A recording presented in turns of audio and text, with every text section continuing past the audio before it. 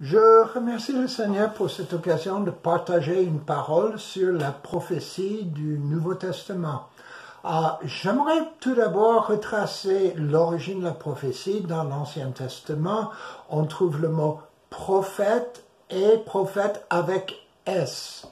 C'est à peu près, juste un peu moins que 500 fois dans l'Ancien Testament. Et c'était un ministère bien établi, bien reconnu par tout le pays.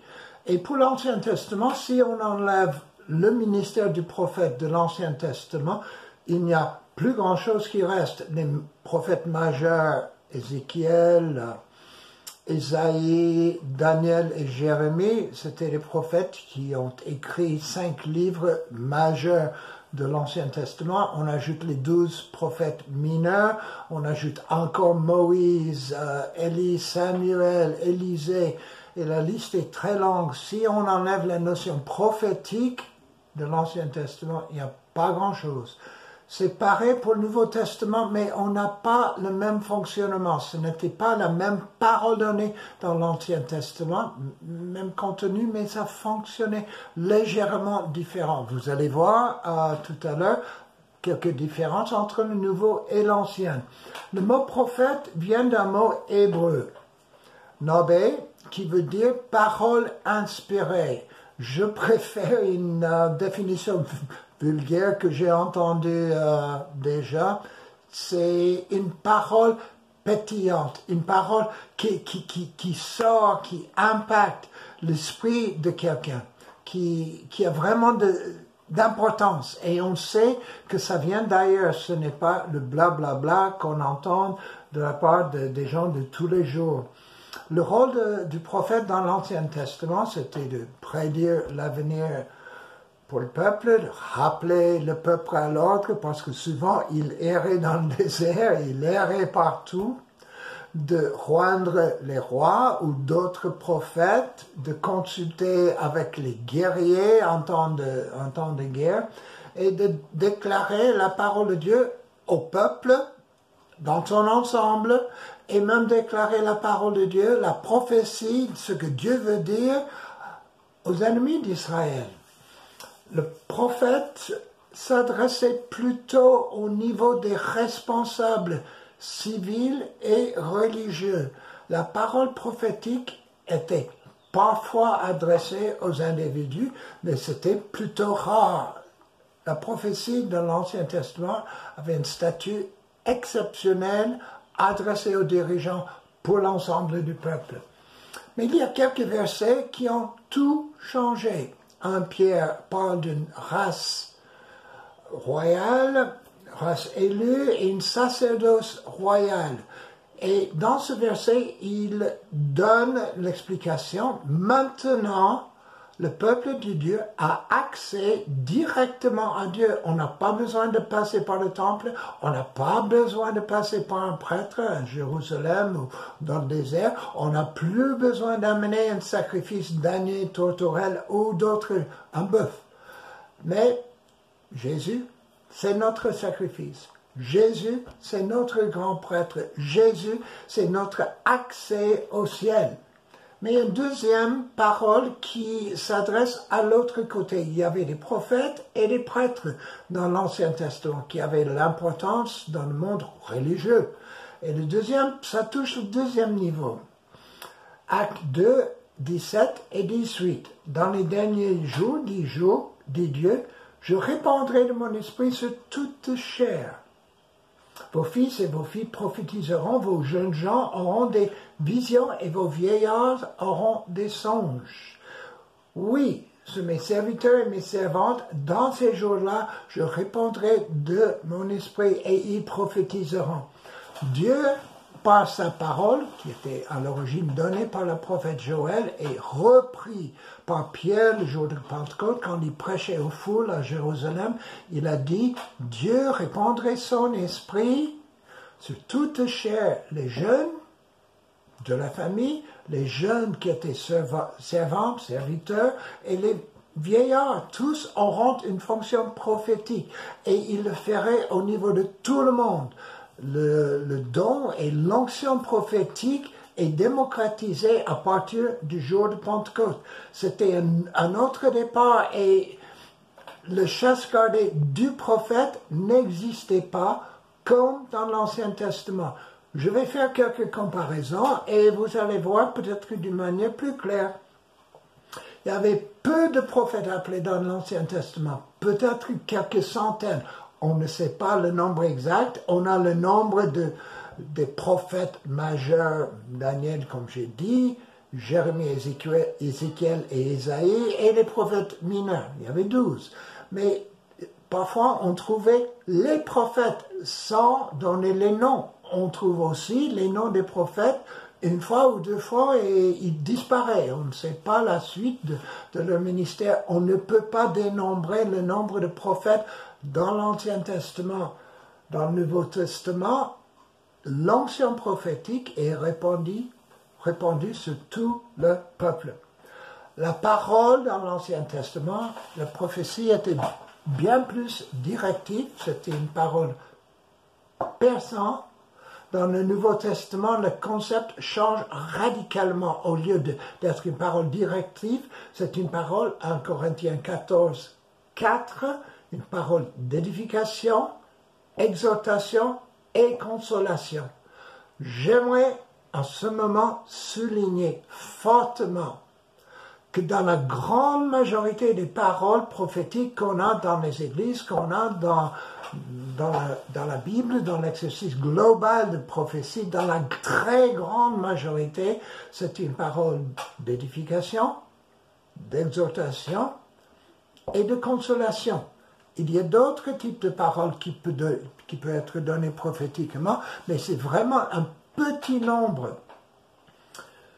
Le prophète, ils étaient plutôt indépendants dans l'Ancien Testament. Il y avait des équipes de prophètes, le collège des prophètes, plusieurs prophètes vivaient en même temps, surtout avant la déportation en Babylone. Il y avait plusieurs prophètes et on trouve plein de prophéties concernant la déportation, l'esclavage en Babylone.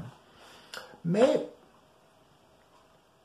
dans le Nouveau Testament, la prophétie, le don, l'esprit de prophétie et même le ministère de prophète s'exerce plutôt dans l'Église locale. Majoritairement, c'est ce qui se fait.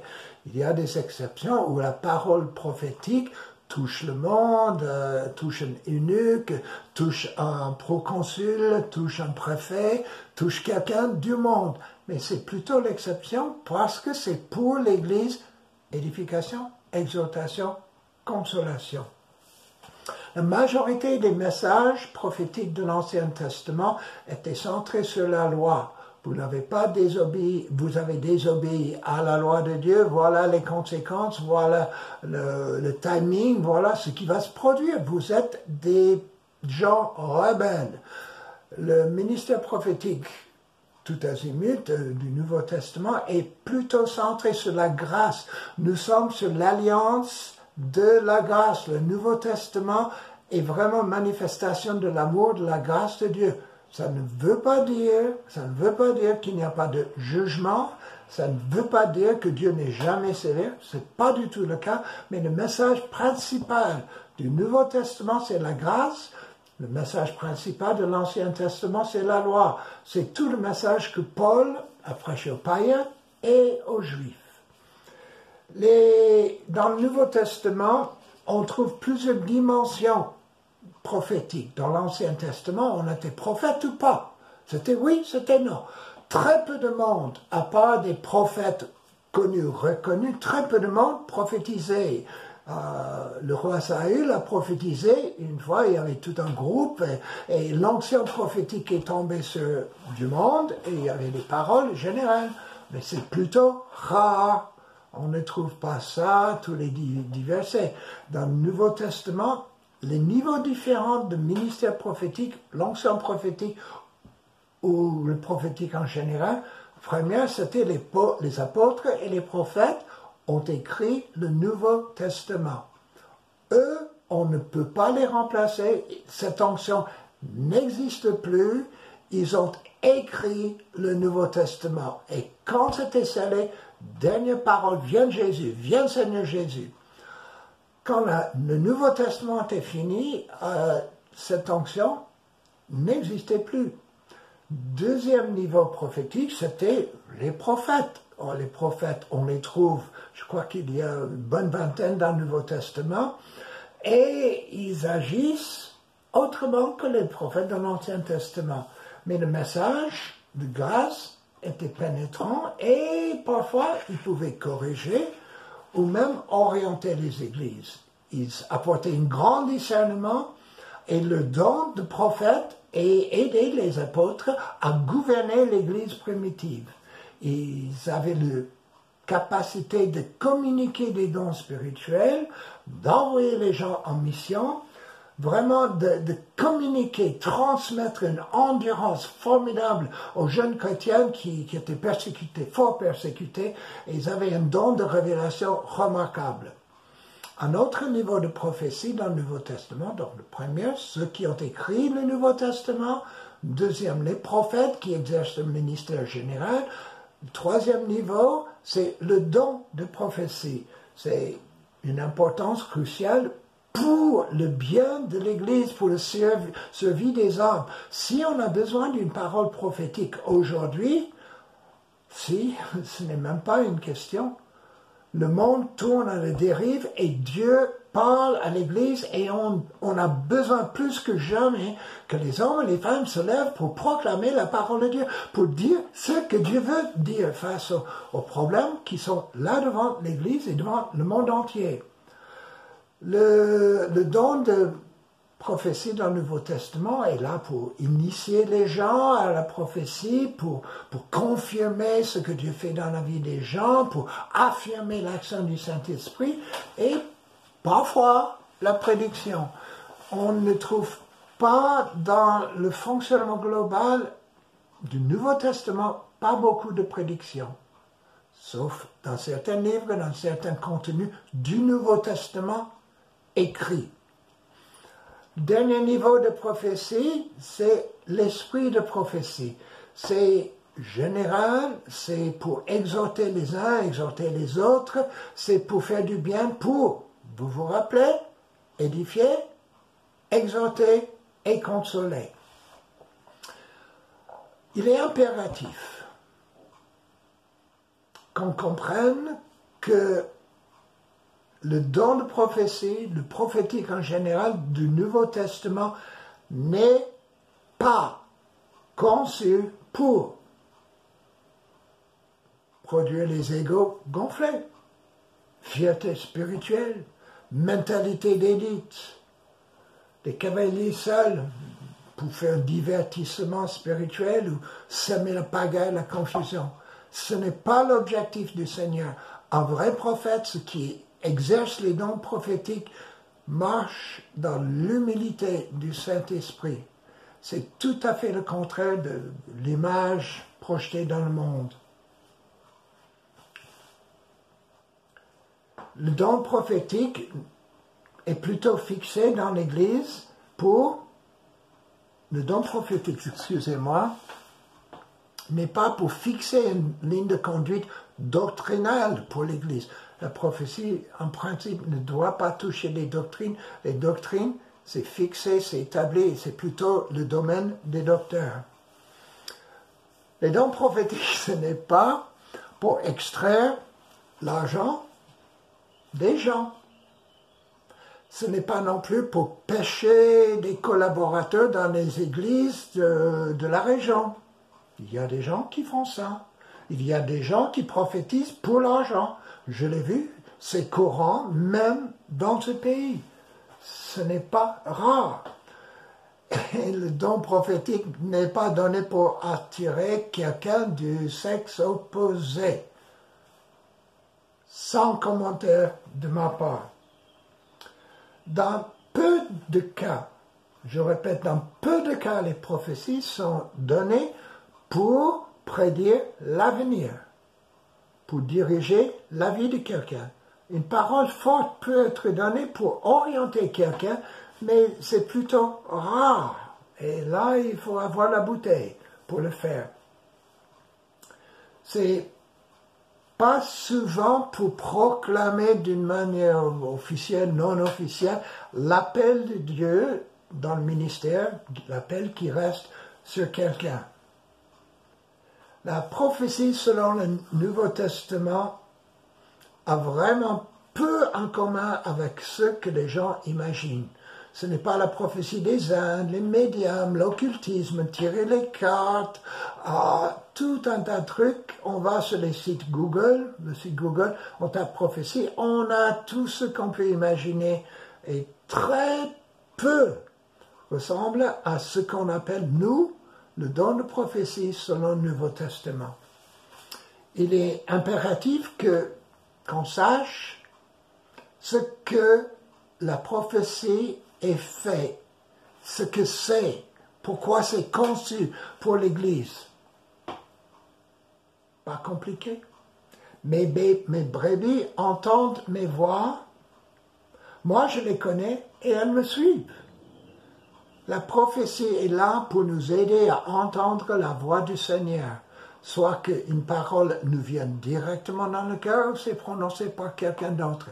Et quand on entend ce que Jésus dit sur nous, on connaît le Seigneur davantage. Si on n'a aucune notion que Dieu nous parle, Jésus nous parle, il est difficile de concevoir ce qu'il pense de nous. On a besoin de l'entendre. J'ai communiqué à mes enfants autant que j'ai pu ce que je pensais d'eux, que je les aimais, je les encourageais, je les comprenais. J'ai communiqué, c'est le rôle du Père, c'est le rôle du Père dans le Nouveau Testament, c'est le rôle de notre Père aux cieux. Si on n'a pas une parole directe dans notre esprit, on risque d'errer dans la confusion. L'objectif, c'est de connaître Dieu et connaître ceux qui pensent sur nous. Il communique la potentiel que chacun a par sa parole. C'est pas la magie, c'est pas ce qu'il dit à travers le ministère prophétique ou en direct à notre esprit.